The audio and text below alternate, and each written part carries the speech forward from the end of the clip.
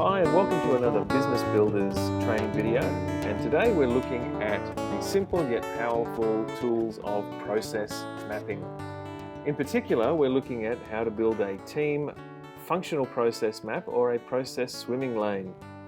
And this gives you a tremendous amount of information on one page and allows you to communicate with your staff about how their role fits within other tasks or functions in the organisation. So how do you put one of these bad boys together? It's pretty simple. You start by naming the process, and I've used an example here of the process of invoicing retail customers.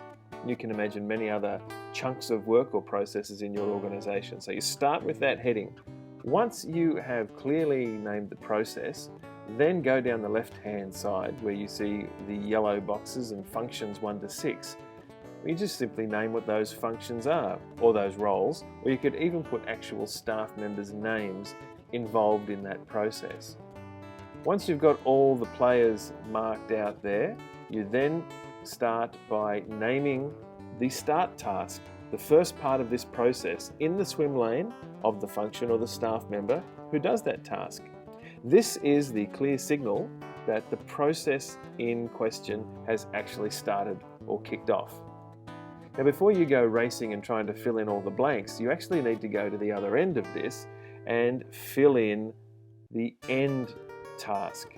This is the clear signal that the process has ended. And now you have the start and stop, the top and tail of this process.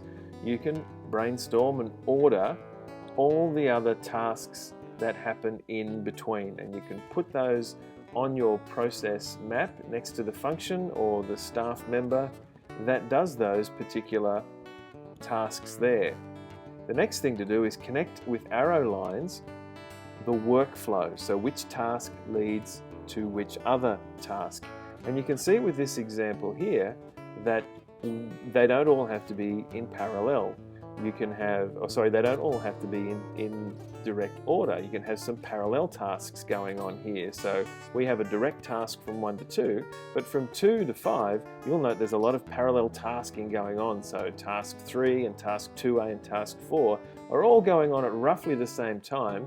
And then when they're all done, over to task 5 and then back into a linear process taking place there. And then when you've done that, you're able to share that with your team. You may have even built this with your team using brainstorming and post-it notes and things like that. But this allows you to then say, hey folks, this is the process we have at the moment. Can we improve it? Can we enhance it? Are we happy with it? And there's a tremendous amount of learning and team building that goes on by being able to share all the different parts and tasks involved in a major work process.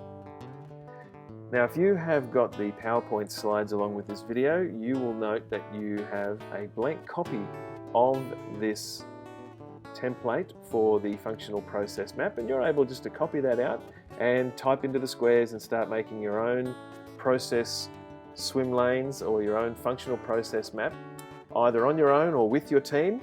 And all the best to you as you do that, and you'll be able to use this to help with designing better and more efficient workflows in your organisation to get the type of results that you're after. Thanks for listening, and look forward to catching up with you on other videos in the future.